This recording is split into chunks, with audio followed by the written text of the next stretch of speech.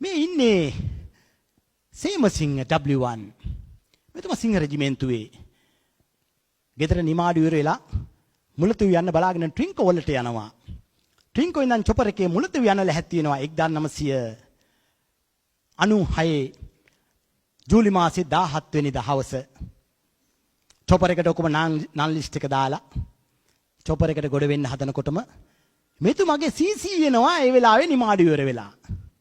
මෙයාට කියනවා උඹ හෙට චොපර් එකේ වරෙන් මම මේකේ යනවා කියලා 96 ජූලි 17 වෙනිදා හවස චොපර් එකේ මෙයාගේ අවස්ථාව අරගෙන CC යනවා මුලතිව්. පහුවදාට එළි වෙන මුලතිව් වලට තත්ත්වවාදී ප්‍රහාරයක් දෙනවා. 1400 ගාණක් මැරෙනවා. මුලතිව් කඳවුර මෝරන් කරනවා. හැබැයි මෙතුමා බේරෙනවා. අන්තිම මොහොතේ චොපර් එකට නගින මොහොතේ තමයි CC මෙයාව නවත්තලා නම කපලා එයාගේ දාගෙන යන්නේ. ඒ ප්‍රහාරය ආරංචි වෙච්ච වෙලේ ඉඳන්ම සේමසිංහට මේක හිත දවන ප්‍රශ්නයක්. මම නිසා ජීවිතේ දුන්නා CC.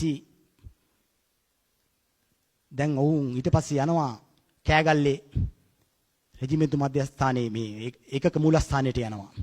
ගිහලා දැන් මැරිච් අයගේ නංගන් ටයිප් කරනවා විස්තර ගොඩාක් හදනකොට පර්සනල් ෆයිල් තෝර දැන් 1000 ගාණක් මැරිලා ඉන්නේ දැන් සම්පූර්ණ පාලන කටයුතු කරන්නේ අර නිමාඩු හිර වෙච්ච පිරිස තමයි ගෙන්නගෙන කෑගල්ලට. දැන් රෑ එළි වෙනකන් ටයිප් කරනවා.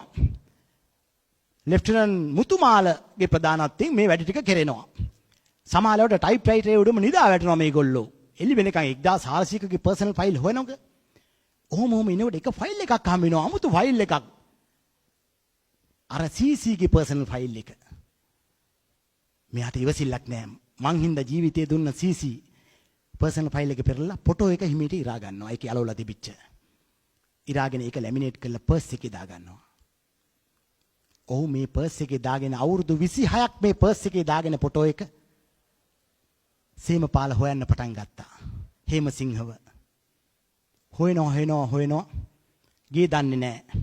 එක සැරකදී එතුමට හම්බ වෙනවා ඒ මියගිය ඒ තමුන්ගේ හේමසිංහ CC ගේ නම ගහපු ග්‍රවුන්ඩ් එකක් තියෙනවා කළුතර පැත්තේ තැනක. ගෙදර කට්ටියත් එක්ක මොකක් හරි දේවාලයකට ආපු ගමන් පස්සේ ළඟ කඩවලින් අහනවා මේ නම තියෙන කෙනාගේ ගෙවල් කොහෙද කියලා. හොයාගන්න බැරි වෙනවා.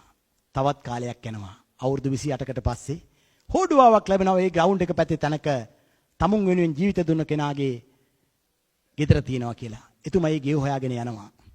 යනකොට ගෙට ඇතුල් වෙනකොටම එතුමාගේ පර්ස් එකේ තියෙන ෆොටෝ එකම එන්ලාර්ජ් කරලා ගේ ඇතුලේ ගහලා තිබුණා. අද අවුරුදු ගානකට පස්සේ W1 සමරසිංහ මෙතෙන්ට ඇවිල්ලා ඉන්නවා. අදත් ඔබේ පර්ස් එකේ මේ ෆොටෝ එක ඇති කියලා මං හිතනවා. මෙතුමා මේ කතා කියද්දී අඬමින් මට මේක කිව්වේ. මං කැමති මේ ඡායාරූපේ තියෙනවා නම් බලන්න. අවුරුදු 28ක් තිස්සේ මේ සේමසිංහගේ ඡායාරූපය තියාගෙන මේක මාරු වෙන්න තිබුණ එකක්. ඉන්න තිබුණේ මෙයා යන්න තිබුණේ. හැබැයි ඒක දෛවය වෙනස් කරලා තියෙනවා. ඒ නිසා මේ මතක හැමදාම මේක තියාගෙන ඉන්නකොට මට හිතුණා මේක කොලයකට ගන්න ඕන කියලා. බූට්ලෙස් පොතේ මේ කතාවත් ඇතුළත්. ස්තුතියි ඔබට.